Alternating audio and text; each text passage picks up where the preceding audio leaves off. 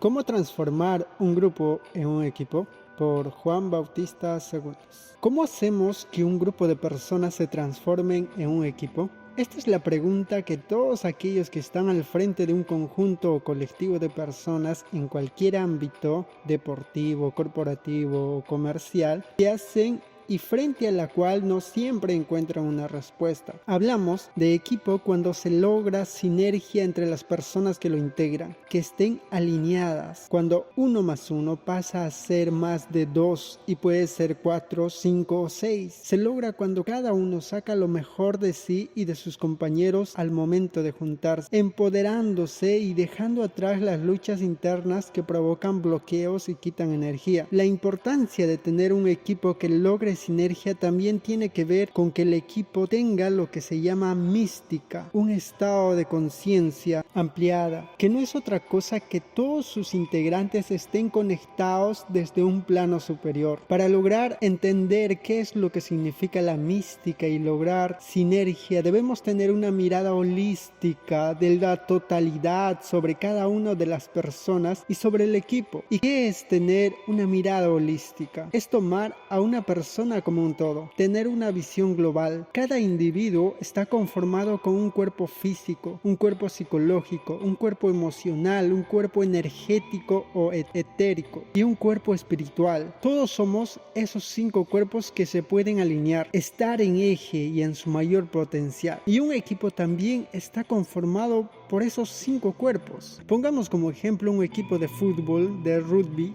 o de cualquier otra disciplina u otro ámbito. Hay unas 5 personas que están perfectamente entrenadas, con un físico que se ve trabajado y preparado para el tipo de competencia, y otras 3 que nunca movieron un pie en su vida. Es imposible o muy difícil lograr sinergia desde lo físico en este grupo de personas porque claramente están completamente desalineados. Este ejemplo es también aplicable a los otros 4 cuerpos. Necesitamos también crear sinergia psicológica. Si en el equipo tenemos 5 que creen que pueden y 5 que creen que no pueden, ya hay una diferencia de creencias y de objetivos significativos. Desde lo emocional, si es una empresa, hay personas que quieren lograr sus objetivos porque sus hijos se van a sentir orgullosos y quieren ser el ejemplo de su familia. Tienen una motivación para ir a su trabajo. Pero si la persona que tiene al lado va a la misma empresa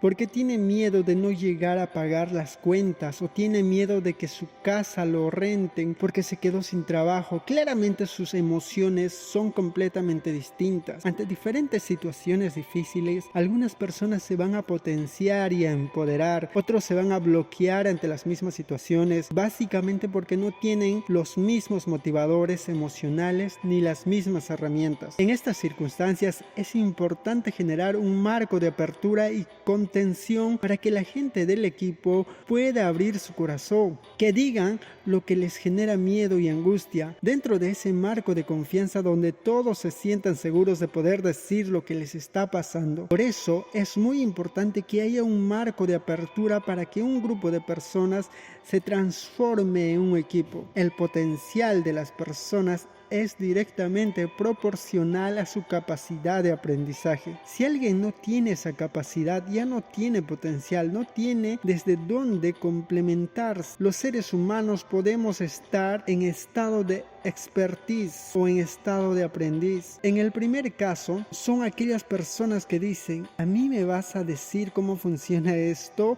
o ¿y este quién es? El expertise tiende a descalificar a todos y creer que se las sabe todas, y eso es lo que los vacía de potencial. Eso no es ni bueno ni malo, simplemente limita a esa persona a mantener sus creencias y a proyectar los resultados desde ese lugar. Hay un proverbio zen que dice: cuando el alumno está preparado, aparece el maestro. El filósofo griego Sócrates también lo dejó claro cuando afirmó: solo sé que nada sé.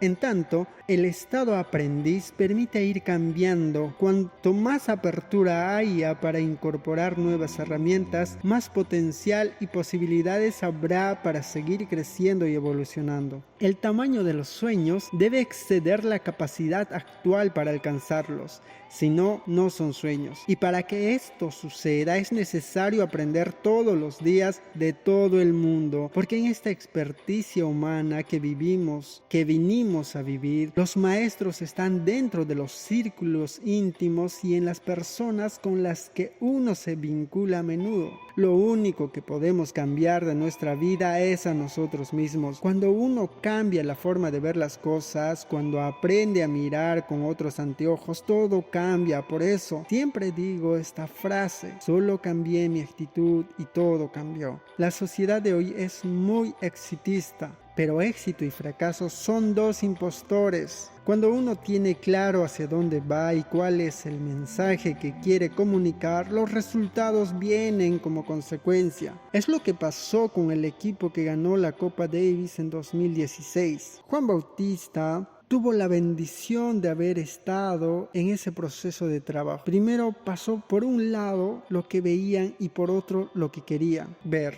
lo que implicaba una decisión, un compromiso, un cambio de actitud. Nunca se pensó a la Copa como un objetivo, sino como una consecuencia. El objetivo fue posicionar al equipo de la Copa Davis como referencia de unidad, cordialidad, respeto y trabajo en equipo para que los chicos crezcan en ese ejemplo y se genera una identidad nacional. Cuando alguien juega por un propósito que lo trasciende, está jugando por algo más grande que uno y recibe una asistencia más grande que uno. Se basaron mucho en el legado de Nelson Mandela, que no quería ser presidente de Sudáfrica, pero debía hacerlo para dar su mensaje de superación. Y en la de Davis, si ellos hacían las cosas bien, sabían que la copa iba a llegar como medio para comunicar el mensaje que habían propuesto. Claramente hay que decir que la copa se gana porque hay jugadores extraordinarios, un capitán brillante y un cuerpo técnico de lujo. En altas competencias, una pequeña diferencia marca una gran diferencia. Es todo cuestión de pulgadas, dice Al Pacino en la película Un domingo cualquiera. Es una ley universal, la pequeña diferencia que marca la gran diferencia. Cuando Argentina ganó la Copa Davis, nadie se subió al exitismo de nadie. Lo primero que dijo Orsanic fue: este es un triunfo de todo el tenis argentino. Pero para eso hubo que trabajar. Seguramente parezcan ideas o cambios imposibles de hacer, pero yo aprendí mucho de Gustavo Cervino, dice el autor, uno de los sobrevivientes de la tragedia de los Andes y que se ha convertido en mi hermano de alma. Ellos salieron de un lugar en los que cualquier persona no podía estar ni un solo día. Gustavo y el resto de los sobrevivientes estuvieron 72 días con vida en un lugar donde es impensado poder pasar una noche en las condiciones en que estaba. Caminaron 100 kilómetros en línea recta, dieron 100,000 pasos a 4,800 metros de altura, pesaban 38 kilos y salieron caminando por la montaña donde no se puede dar 4 o 5 pasos seguidos sin enterrarse en la nieve hasta la cintura. Si llegaban a pensar en el resultado, si dejaban que su cabeza se disparara y empezaran a pensar si iban a poder o no salir, hubieran muerto porque estaban en una situación que era absolutamente difícil. Era imposible poder salir. Establecieron reglas de convivencia, aún en esa situación adversa y tan límite. Tuvieron un propósito y objetivos, estaban alineados, había sinergia, eran un equipo. Desde ahí entendieron que lo muy difícil tarda un tiempo y lo imposible un poquito más. Desde lo holístico se trata simplemente de una palabra. El camino que se propone es el de dar el primero de esos 100,000 pasos y emprender un camino posible para transformar a un grupo de trabajo en un equipo. Para eso será necesario aprender o reaprender conceptos como propósito, objetivos y valores, y también tomar decisiones que en principio parecerían difíciles. En algún momento el boxeador Cassius Clay dijo que imposible era una palabra que inventaron los débiles para vivir en un mundo tranquilo, que era simplemente una excusa. Se trata entonces de cambiar nuestro lugar en el mundo, de decidir si queremos ser víctimas o protagonistas de esta experiencia humana que vivimos, de dejar de ser quejólogos y reclamólogos profesionales. Se trata, en definitiva, de hacer un giro de 180 grados en nuestras creencias. Se trata principalmente de resignificar nuestra vida, iluminarla y darle un propósito que nos trascienda para conectar con nuestra mejor versión, y así estaremos aptos y disponibles para dejar de ser un grupo y transformarnos en un equipo. Y ahora vamos a comenzar a hablar sobre grupos y equipos. Revisaremos conceptos como noción de grupo, liderazgo y tipos de liderazgo, conciencia ampliada y conciencia alterada, generar pertenencia y dramas de control. ¿Qué es un grupo? La definición etimológica dice que un grupo es un conjunto de personas, animales o cosas que están juntos o reunidos o que tienen alguna característica en común. Solemos confundir a un grupo con un equipo, sobre todo en las empresas y en los deportes, por el solo hecho de haberse reunido detrás de una propuesta o un objetivo común. Pero solo con eso no alcanza. No implica, según la mirada holística, que tengamos un equipo. Y entonces, ¿qué es un equipo? Es un grupo de personas que se alinean en sus objetivos psicológicos, emocionales y espirituales, para cumplir con un propósito que los trasciende como individuos, que pretende dejar un legado a quien venga detrás. Es un conjunto de personas con reglas internas, las reglas de oro, y que representan valores que acordaron entre todos. Cada vez que se les toque ser parte de un equipo, estas características definen a su equipo, que adquiere un estado de conciencia ampliada, comúnmente conocido como mística, y logra hacer sinergia entre sus integrantes. ¿Y entonces qué es la sinergia? Es empoderarse con el otro, sacar lo mejor de uno y del otro. Es cuando 1 más 1 da como resultado más de 2. Es cuando se logra que cada integrante se sienta importante y saque lo mejor de sí. Cuando se logra sentir la confianza, el apoyo, la seguridad que da el otro para poder encontrarse con el mayor potencial en pos del equipo. Existe un equipo cuando hay un propósito o un objetivo que trascienda a sus integrantes, que pueda dejar un legado de inspiración, de comportamiento, de valores. Cada equipo debe trabajar en el sistema de valores que los va a regir, en la definición de los roles de sus integrantes y los compromisos y los objetivos que los van a guiar, más allá de lo cuantitativo. No hay equipo cuando sus miembros solo intentan cumplir sus objetivos individuales,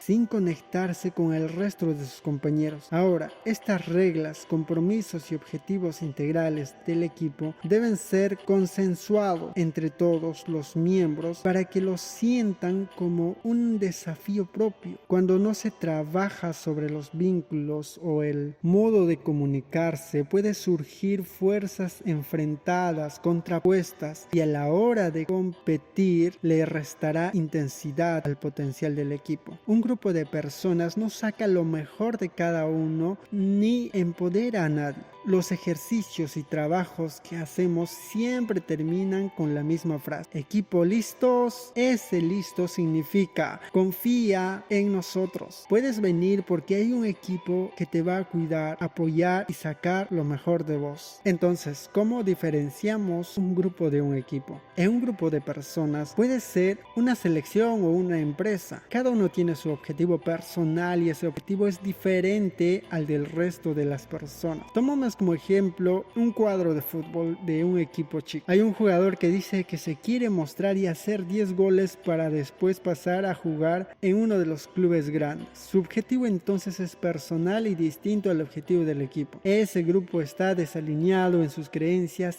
en su propósito y en sus objetivos. No sabe lo que es la sinergia. Otra gran diferencia es que un equipo, y no así en un grupo, se logra un estado de conciencia ampliada, que es un modo de percepción en el que una persona sabe que puede confiar en otro. ¿Cómo es que lo sabe? ¿Por qué recibe esa sensación como intuición o percepción? La confianza de un compañero y ese apoyo da seguridad inclusive hasta cuando se comete un error. En un equipo siempre va a haber alguien para solucionarlo o al menos para entender que solo fue eso, un error a corregir. Si en un equipo de fútbol alguien ve desde su posición que un rival entra en el área chica, sabe que el defensor lo va a parar, o si por algún motivo eso no va a suceder, el compañero lo percibe para cubrir ese error. ¿Cómo lo podemos ver en una empresa? Desde el gesto simple de cubrir a un compañero cuando falta, hasta sentir que un jefe o un superior confía en un empleado que podrá trabajar en estado creativo. Más adelante se hablará con más detalle y sacará lo mejor de él, generando tranquilidad hasta para asumir riesgos y así obtener resultados extraordinarios y no estar siempre en modo defensa, donde lejos de estar en un mayor potencial con creatividad y eficiencia, hace lo mínimo indispensable para no equivocarse ni tomar riesgos o decisiones. Y la pregunta que nos hacemos es: ¿y cómo se llega a ese estado de conciencia ampliada o sinergia? Se logra con el trabajo diario de ponerse en el lugar de otro, de saber que es clave para el desarrollo individual y del equipo, de estar en sintonía con el resto de los integrantes, de demostrar respeto y apoyo a cada compañero, alinearse en los desafíos y ofrecer apoyo más allá de los resultados. Para eso es necesario crear entornos de apertura y confianza, sabiendo que el otro es una posibilidad y no una amenaza. Llegar a un estado de conciencia ampliada requiere un esfuerzo similar al de un entrenamiento físico. Se tiene que trabajar sobre objetivos, compromisos, confianza, creencias. Todos estos puntos implica tener un reglamento interno, lo que yo llamo reglas de oro y que aprendí del libro Legado, 15 lecciones de liderazgo, en el que James Clear revela las claves que convirtieron a los All Blacks en el equipo de rugby más exitoso del mundo. Es lo que desarrollamos con el programa Valores para los juveniles del tenis argentino y el equipo de la Copa Davis. Estas reglas nos iban a regir como equipo. Después, cada uno en su vida puede hacer lo que quiera, pero dentro de un equipo hay que seguir ese reglamento que nos va a regir. Esos reglamentos no son lo mismo que los objetivos. Martin Luther King dijo hace muchos años: tengo un sueño. No dijo hay que hacer o quiero que hagan, solo dijo tengo un sueño, y como ese sueño era también el de miles de personas, se generó una sinergia que pudo cambiar la historia de los Estados Unidos. Por eso, en estado de conciencia ampliada es posible decir tengo un sueño, y ese sueño va a ser de todo el equipo porque van a estar todos conectados desde un plano superior. Desde allí, cada integrante de un equipo será parte de un proceso que va más allá de nuestro entendimiento, pero con la convicción de sentirnos bendecidos por haber sido elegidos. ¿Qué es lo opuesto en todo caso a la conciencia ampliada? El estado de conciencia alterada, que se ve con mucha frecuencia en los equipos deportivos. A este estado se llega fácilmente con cualquier tipo de droga estimulante, algunas hasta permitidas como la cafeína o la efedrina, entre otras, que bloquean una emoción negativa pero que no suprimen el estado de defensa. Al contrario, potencian las emociones negativas y genera que ante cualquier situación donde las cosas no salen como uno quiere, el grupo se aleje unos de otros y aparecen las culpas y el buscar culpables de la situación. Una aclaración importante: la conciencia no se altera solo por el uso de drogas estimulantes. También se llega a ese estado cuando lo único que importa es ganar, como sea y cueste lo que cueste. Ya eso es suficiente para que un equipo entre en un estado de conciencia alterada. Y entonces vamos a nombrar las emociones positivas: la alegría, la paz, la confianza, el gozo, el amor, la esperanza, paciencia, mansedumbre, seguridad, certidumbre, asombro, fortaleza, admiración, entusiasmo, decisión, docilidad, aprecio, júbilo, satisfacción, felicidad, gratitud, placer, valor, compasión, serenidad, interés, diversión y ternura. Y entre las emociones negativas mencionamos a la tristeza, la envidia, la confusión, arrogancia, frustración, angustia, celos, sentimientos de inferioridad, lástima, cobardía, soledad, el odio, disgusto, flojera, vergüenza, desencanto, dolor, ira, culpa, amargura, codicia, resentimiento, pesimismo, miedo, inseguridad, indecisión, egoísmo y desesperación. Dentro de la estructura del equipo, ¿hay un líder que va marcando ese reglamento y objetivo o es una tarea conjunta? La autoridad es algo que se puede delegar, el poder no. Eso se adquiere a partir del liderazgo que ejerza una persona. En un equipo hay 5 tipos de líderes y hay que identificarlos. Uno es el líder del ejemplo, otro el líder de la ascendencia, otro el líder carismático, el líder del boicot, el que más aparece, y el líder del respeto. Hay que detectar quiénes son los líderes, que no siempre son los que tienen la autoridad, quienes tienen el poder y cómo entre todos se consensúa el propósito y los objetivos que se pretenden para ese equipo. En un equipo tiene que haber 1 o 2 líderes, pero siempre con el espíritu de la trascendencia.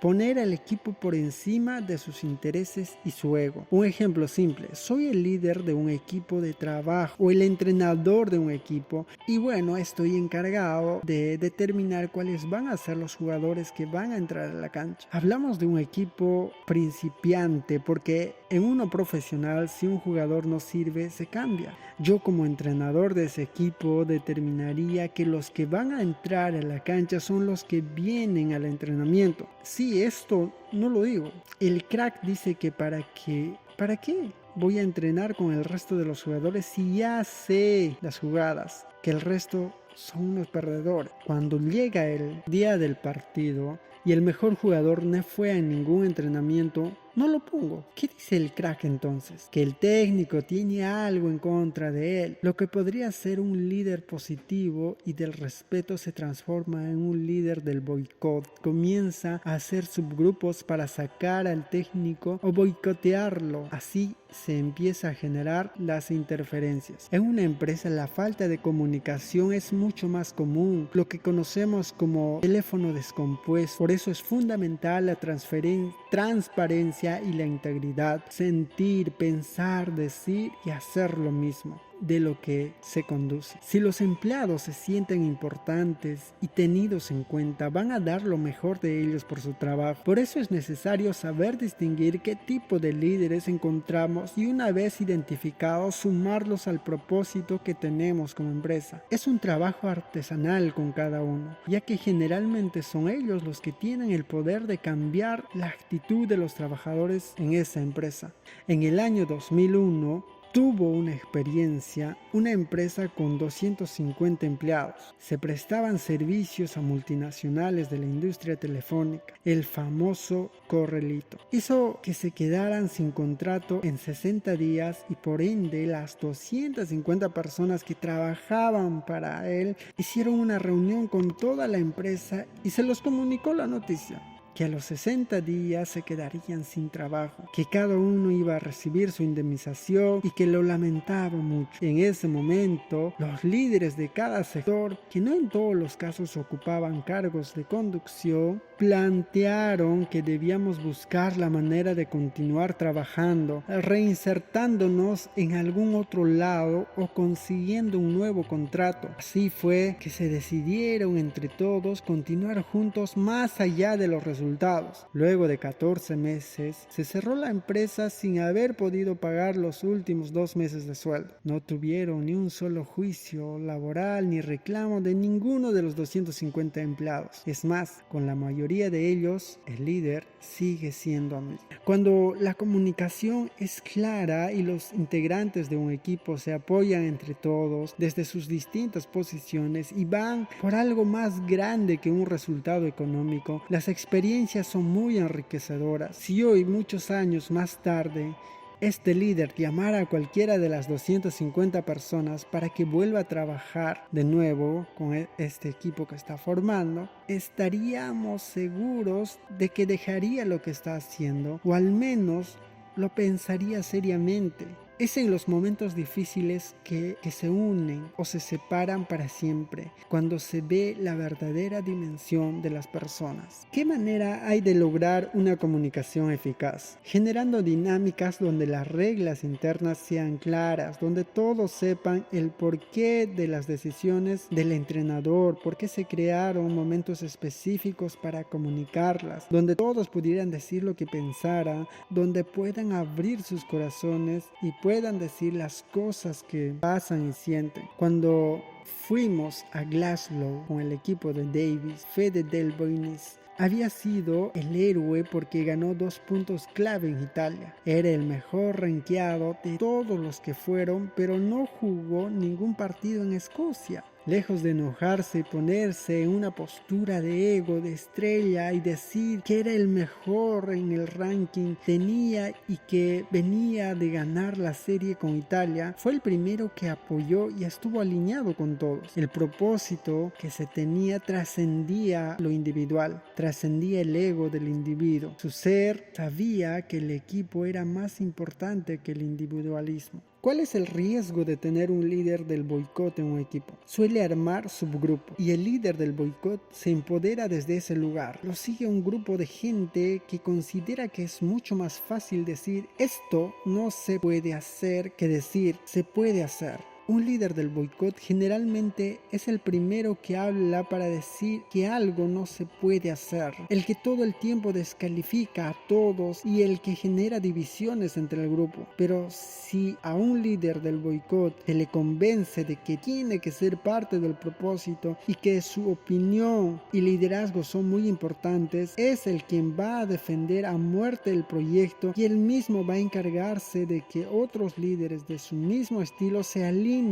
Es importante que entre los líderes e integrantes de un equipo tengan confianza y sientan el apoyo de los otros cuando a ellos les toque representarlos. Nando Parrado, otro sobreviviente de la tragedia de los Andes, dice que salió de la montaña no por la confianza que tenía en él, sino por la confianza que tenían los demás en él. Son todos pequeños detalles que marcan el gran detalle, pequeñas diferencias que marcan la gran diferencia. Cuando hablamos de confianza, una es la que tengo yo en mí mismo y otra es la que los demás depositan en mí, y esta última suele ser potenciadora y a la hora de entrar a la cancha. Leo Mayer estaba en el puesto 118 del mundo cuando enfrentó al tenista británico Daniel Evans, el 15 del ranking, en Glasgow. La confianza del equipo en Leo era total, ninguno dudaba de que el yacaré dejaría la vida en ese partido por su forma de ser y por su humildad, pero además por la confianza que el resto tenía en él más allá del resultado. Tiene que haber necesariamente alguien que tenga una mirada global sobre el equipo.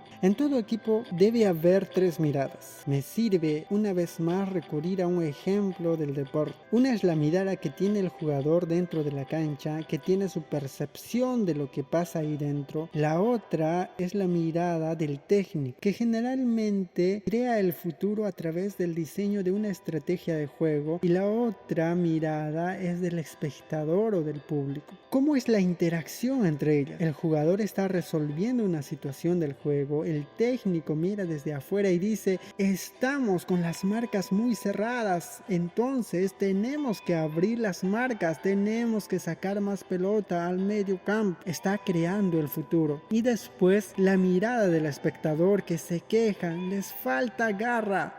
En una empresa también se puede tener estas 3 miradas. Pongamos como ejemplo en una compañía de teléfonos celulares. El jugador es el agente operador, que es el que tiene que ocuparse de vender, de administrar, el que ve que el mercado está difícil porque el público no compra y hay muchos reclamos. Tiene su partido en el día a día. Los directivos o el directorio tiene que tener la mirada del técnico diciendo que el mercado está comprando 1 millón de celulares por año, pero en realidad deberían comprar 1,5 millones y diseñan un plan de acción para llegar a ese objetivo. Y después está la mirada del usuario, que se queja: esta empresa es muy mala.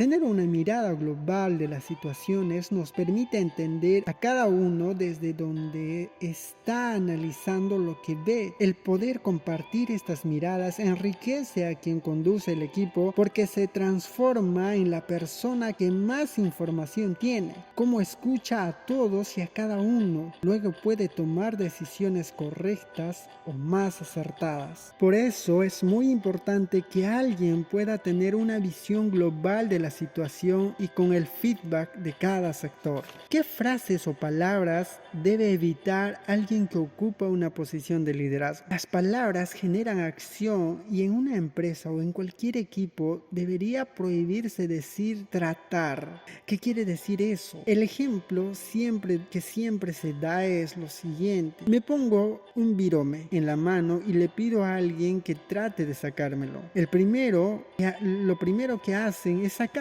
Le digo que haga lo que le estoy pidiendo, que es tratar de sacármela, que lo que hizo fue sacarla. ¿Qué pasa? Si trata de sacar la virome, siempre va a estar en el mismo lugar. Tratar es una orden que nuestro ser no sabe cómo procesar. No se entiende qué es lo que hay que hacer. O se saca o no se saca. Tratar no se sabe qué es. Otro ejemplo, tal vez un poco más extremo. Supongamos que estamos en un vuelo, ya casi llegando al destino, y entonces el piloto anuncia que va a tratar de aterrizar en el aeropuerto. Solo imagínense lo que generaría escuchar eso.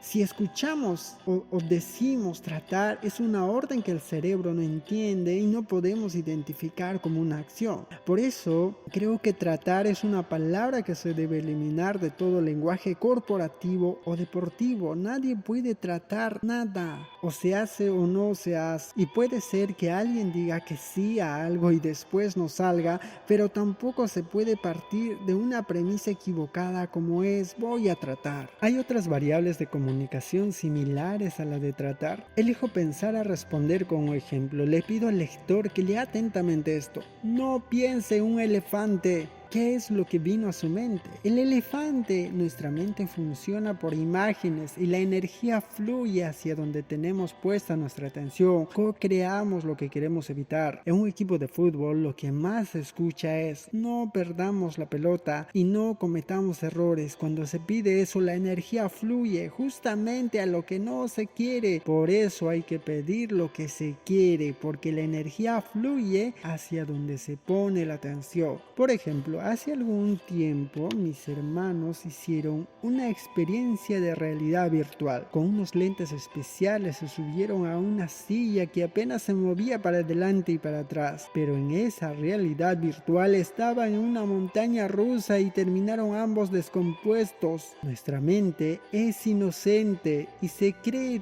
todo lo que uno le cuenta.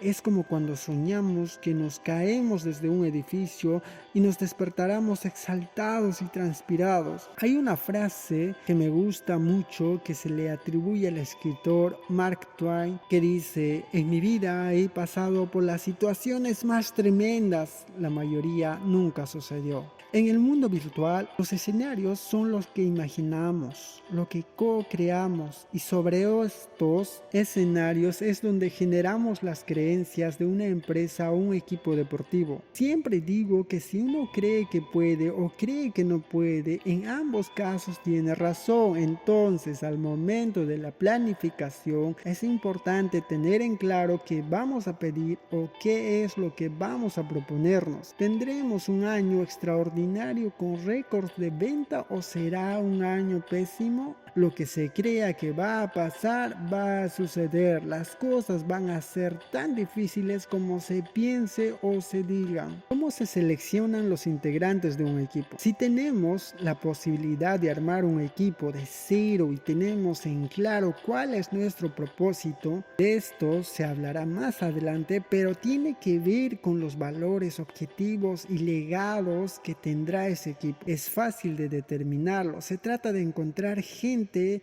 que comulgue con ese propósito, que entienda y que la motive el hecho de ir por un propósito que trascienda. Hay que involucrarla y de contarle ese sueño, ese objetivo que tiene la compañía o el equipo, para lo cual la está invitando a ser parte. Cada persona tiene la capacidad de transformar y dar lo mejor de sí. Sin embargo, en el caso de tener la posibilidad de elegir, si ya tenemos en claro cuál es nuestro propósito, todo será más fácil, simplemente compartiéndolo y observando si son objetivos o anhelos que la persona que vamos a tomar lo comparte. Ya tenemos una buena base para poder definir a este jugador. Armar un equipo entonces es la consecuencia de hacer o de haber puesto en claro cuáles van a ser nuestros propósitos, nuestras reglas de oro y cuáles serán los valores que nos van a acompañar durante este proceso de armado de equipo. De aquí surge la elección de los jugadores. ¿Qué sucede cuando el grupo ya está armado? Ese trabajo resulta más complicado porque quizás lleguemos a un grupo y no a un equipo. Hay un proverbio turco que dice: el pan se hace con la harina que se tiene. En estas